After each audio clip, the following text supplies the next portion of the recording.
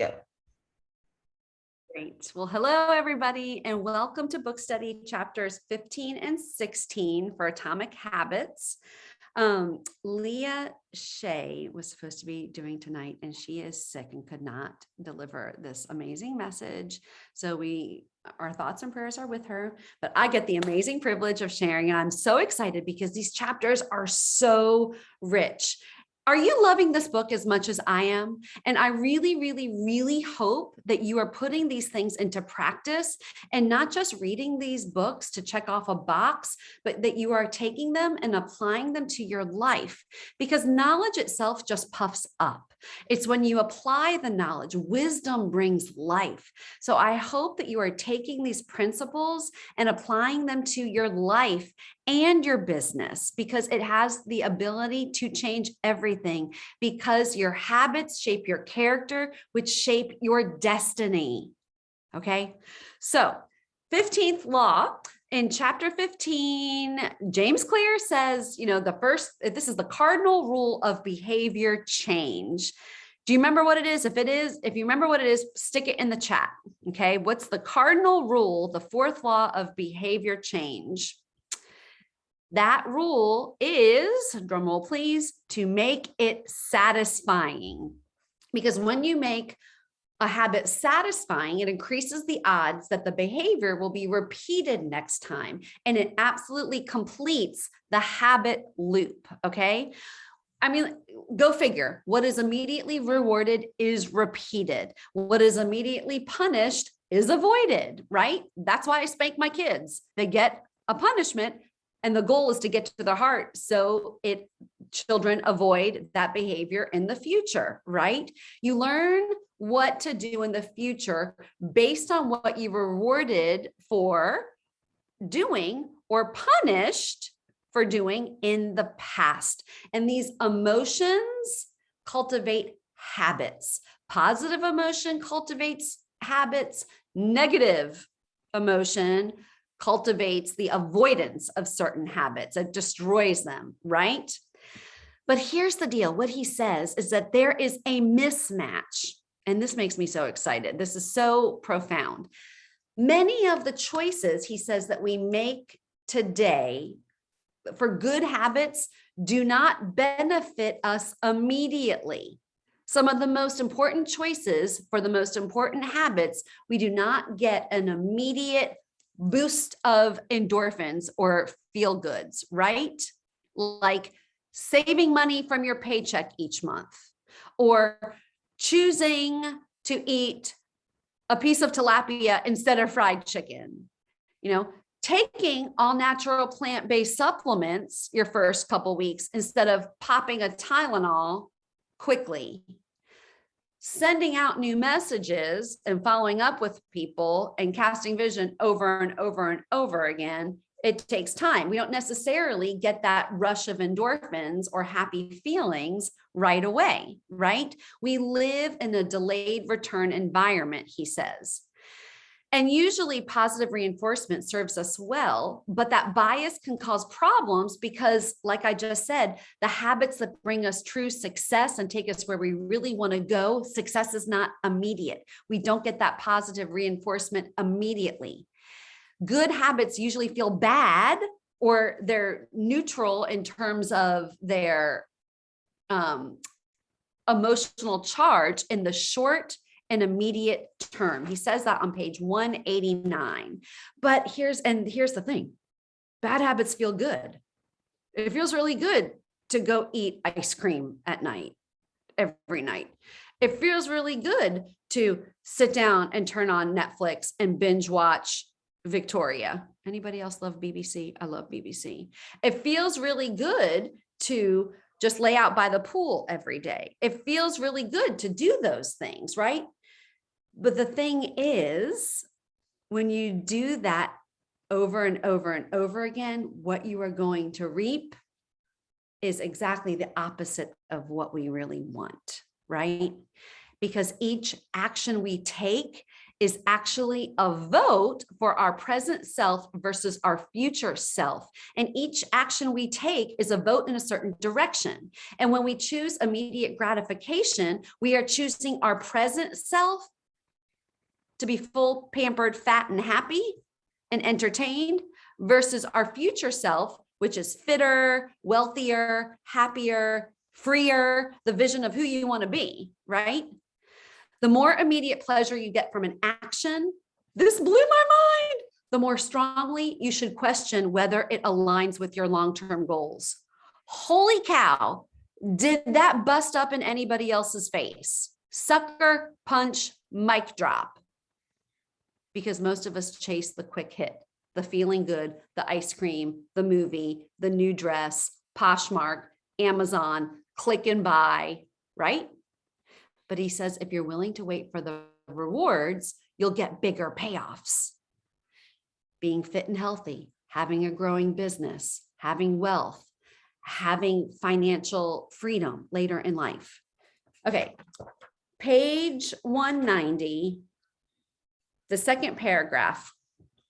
And he says that this is exactly what research has shown. This is all about delayed gratification, right? The habits that feel good now are the ones that will take us in the opposite direction from what we really want. The habits that don't feel good now are the ones that will get us where we want, right? Everyone's tracking with me. It doesn't feel great to get in and do IPA every day. Don't love it in and of itself, except for when I'm thinking about serving others, and then I love it. But I got to get myself in my mindset, right? Doing retention all the time doesn't necessarily give me warm and fuzzies. But when I think about my purpose and where I'm going, and the fact that it's casting a vote in terms of who I'm becoming and serving people and unlocking their potential, it does. But it's delayed gratification, right? And this second paragraph blew my mind. And you know who I thought of about this? Two people in my life, Brittany and my husband. And they're very similar. It's a little bit freaky. Brittany's much prettier though. And it says, but my husband is hot. I will say that. This is precisely what research has shown. People who are better at delaying gratification have higher SAT scores, lower levels of substance abuse, lower likelihood of obesity, better responses to stress, superior social skills. People that allow delayed gratification, they take now the actions that will get them the results in the future that may not feel good now, but will help them to become who they want to become later. That's exactly what Brittany's done. It's exactly what my husband has done. Blew my mind. So let's put this into context for our product users. What's more fun to drink when you're thirsty? Soda, coffee, frappuccino, or water? Is it easier to pop a Tylenol to mask a symptom and feel better immediately, or deal with the root issue of poor gut health, blood sugar imbalance, and inflammation? Is it more fun and easy to sell a welcome pack to someone who is an easy sell, or is it harder to plant a dozen seeds to get to a business conversation? Is it easy to win a shiny prize and it harder to develop and take the time to learn the skill of coaching so you can develop your team? There's that tension we live in, right? What are the habits that are going to get us where we really want to go? So we know all these things. We know what we need to be doing, but we don't do it. But there is hope. The key, he says, is to add a little bit of immediate pleasure to the habits that pay off in the long run and immediate pain to those that don't. And the key is you have to have that feeling, a habit of feeling successful. Progress is the best motivator that you have. And that reward helps fuel us to keep taking those actions, right? You get a join and you number off in the IPA chat and everybody says, yay, I'm so proud of you. That's great inspiration. And then you think, oh, I'm going to go get another one because that's so much fun. And here's what we have to remember. The best habits, the ones we all want, require sacrifice. And that's why we need to build in those immediate rewards, because it keeps us excited while we wait for the delayed rewards to accumulate in the background, because what we are doing really, remember, we're building for the compound effect, that J curve that we talked about in that very first lesson. We're building towards momentum. It's the habits that we take in our business where it feels like we're pushing the snowball uphill, and we keep pushing, and it feels hard until it gets to the top and then starts to take momentum. So how can we build in rewards into that system where we're pushing the snowball uphill? Okay, he said, turn it on its head, make it visible. For example, he used the example. So say you don't want to spend money. And so instead of just not purchasing things, which, big whoop, I didn't spend money when I went to Target, or big whoop, I didn't spend $100, buying a dress or whatever. Make a bank account for something that you want or that you're saving for, and label it trip to Europe. And then you can put the money in there and have a visual reminder. You didn't go to Starbucks, put that money in the trip to Europe fund. And that is a reward. Like, that fuels your fire, right? And you've got to make sure that the reward aligns with who you're becoming. Like, if you didn't eat ice cream, that was your thing. You say you just didn't want to eat ice cream every night. Don't reward yourself with a brownie. Reward yourself with a bubble bath or something else that's in line with who you are becoming. Make sure your rewards align with your identity, because eventually your identity itself becomes the reinforcer. Here's the thing. I don't ever question if I'm going to show up for my business. That's nowhere in my thinking. Nowhere. It's who I am. I'm a leader. I have a team. I do my IPA. I talk to my team. I lead. I'm a leader who consistently shows up, because that's my identity. And so how do you make my habits? But I didn't always think that. Some of you may think I did, but I didn't. But it was the habits day in and day out, showing up even on the bad days, that cast the vote for who I was becoming. And he makes the point that it's so important, especially in the hard days, especially in the busy days, especially when you don't feel like it, even if you just show up a tad, because even in that, you're casting a vote for who you're becoming. Okay. So how do we make these things enjoyable? Like, for me, one way I make it enjoyable is power hours. I absolutely love power hours. Casting vision. How do I make casting vision enjoyable? Well, for me, I love thinking about people's potential and seeing what this can do for people, but I can make it enjoyable by going to a coffee shop, going to a really fun place in Savannah and doing my work there. It excites me. It titillates me.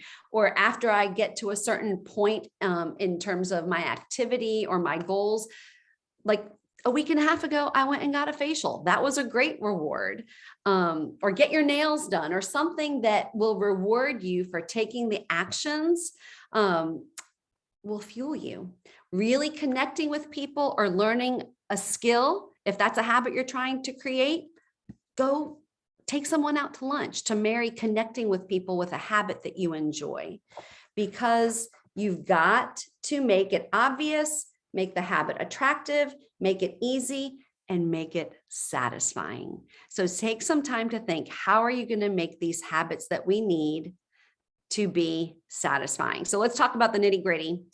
Chapter 16, which habits and how do we stick with them? Well, guess what? You measure them. And that's exactly what we're doing. Wasn't that nice of James Clear to talk about our weekly accountability sheet in his book? He talks about the easiest way to stick with a habit is to measure it, a habit tracker. He said, benefit number one, habit tracking is obvious. It creates a trigger that can initiate your next action. You look at your weekly accountability sheet. You know exactly what you need to do to move your business forward. New reach outs, adding new friends, connecting with your customers, having business conversations. You know exactly what to do to move your business forward. IPA is only one little part of that sheet, if you noticed, but I have to open Teamsy, I have to open Doe, send new friend requests. And what the weekly accountability sheet and habit trackers do is that it keeps us honest. Anybody out there think that, oh, I must have sent like 30 messages. And then you count and you've sent 12. Has that happened to any of you? Because we tend to overinflate our activity, or you think you sat down to write a post and it only took 15 minutes and you realize you spent 30 minutes on it. Measuring things like time and activity helps keep us honest, okay? So habit tracking is obvious. Number 2 benefit is habit tracking is attractive. We get a signal that we're moving forward. And when we're moving forward, we're motivated to continue, especially on the bad days. When you look at your weekly accountability sheet and you see those ticks, those check marks, it keeps you moving forward. If you go back to your dough and you see all the people that you've reached out to, or you can check off that box, it keeps you moving forward. And that is so incredibly important, because again, progress is the best motivator for people, right? Okay. And each small win, even when it's hard, is a vote for who you're becoming. So even when you've got the busiest, craziest day, send one follow-up, send one message, put one story up, because you're saying, come hell or high water, this is who I am, and I am moving my business forward. I think about Cecilia moving across country with her 67 kids, homeschooling them, and she still shows up on the accountability call. She still shows up with the people. She may not have had her best numbers this week, but guess what? She still showed up, and she still reached out to at least one new person every day and followed up with more than that. That girl is becoming a diamond. I'm so proud of her. Okay, benefit number 3, habit tracking is satisfying. Raise your hand if you love checking boxes. You know what's really funny? I have a remarkable. I love my remarkable. And on my planner, I have all these things written, and I started erasing them when I got done with them. And I thought, no flipping way. I want to check it off because I want to see every single thing that I was able to accomplish at the end of the day. You get a feeling of accomplishment, right? When you can check off that you've done something. It's very, very satisfying. And this is the most crucial benefit of all, because tracking is its own reward. It feels good to know that you are building towards your results. All this helps keep your eye on the ball. You're focused on and this is what I love. Oh my gosh. All of this habit tracking helps you stay focused on the process rather than the results. And when you do the right things, Brittany reminded me of this yesterday in our coaching call, when you're doing the right actions, guess what, people? The scoreboard will take care of itself. You're not worried about the joins coming in. You're not worried about if this person says yes or not. You're connecting and serving people each and every day because you're more concerned with the process than the result, and who you're becoming than who's joining you. Okay, so when you're tracking, it can start to seem hard at first because it seems like you're introducing 2 new habits at once, like the new habit and then the tracking. And so Clear says, make it as easy as possible. Automate it as much as possible. Like he gave the example for money. When you get your paycheck, have it set up to automatically deduct your savings, automatically tithe immediately when you get your paycheck. Dough, it's great. It automates it in Teamsy for you. It tells you exactly who to reach out to. That is easy, automated action for you to take. And then he also says, record the measurement immediately after the habit occurs. The completion of the behavior is the cue to write it down. And he talks about stacking that with, remember, habit stacking. So for example, remember the paperclip story? The guy had a jar of paper clips, and every time he did a habit, he would take one paper clip out of the jar, move to the other jar.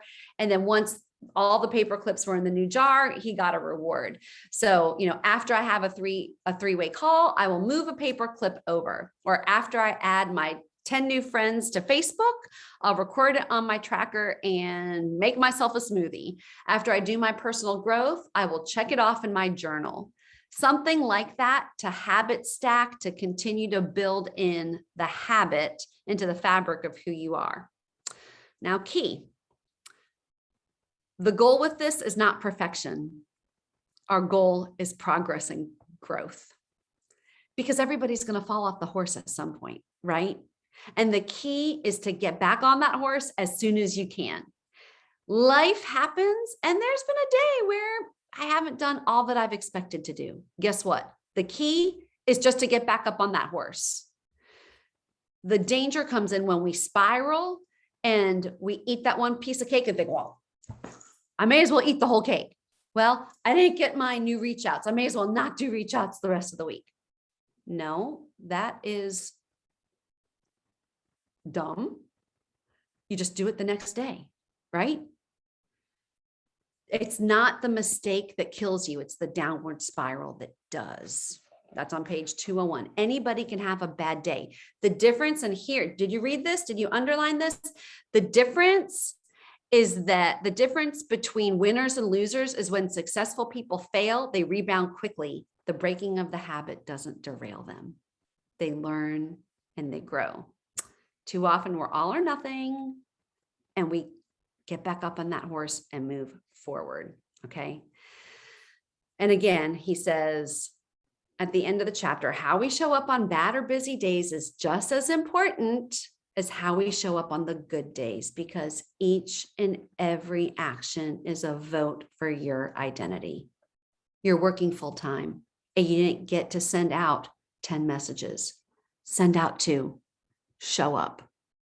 It's about who you're becoming. Your kid was sick, you're a homeschool mom, or maybe your kids go to school and your kid was sick, vomiting, and you were cleaning up all day. Been there, done that. I didn't get the 5 hours I thought I was going to have. I still showed up. I did what I could and gave myself grace. And then I got back on track. And he says this, be careful not to make the numbers be the end all be all, because here's the deal. Great numbers are not what we're after. Results and growth are what we're after. Just because you may have high numbers doesn't mean you have high results. Be careful not to fall into the trap of numbers. Talk to your sponsor. But that's why I love the weekly accountability sheet, because it's tracking the most important things that include connections, serving people, connecting with your active and inactive customers, serving. Because guess what? You're not going to get to those business conversations unless you're really connecting with people. Bombshell, a business conversation is not you casting a seed or telling somebody why they should do this. It's an actual conversation where someone's talking back to you. So as you keep the first things first, your habit tracker should be filled out quite nicely. And as you do these things, the scoreboard will take care of itself. So track your habits. All righty, everybody. If you're on Christina's team, you're going to go with her. If you're on April and Abby's team, you're going to go with them. And if your nearest diamond is Britt, you're going to stay here with us. Thanks, everybody. Michelle, that was so good. Let me stop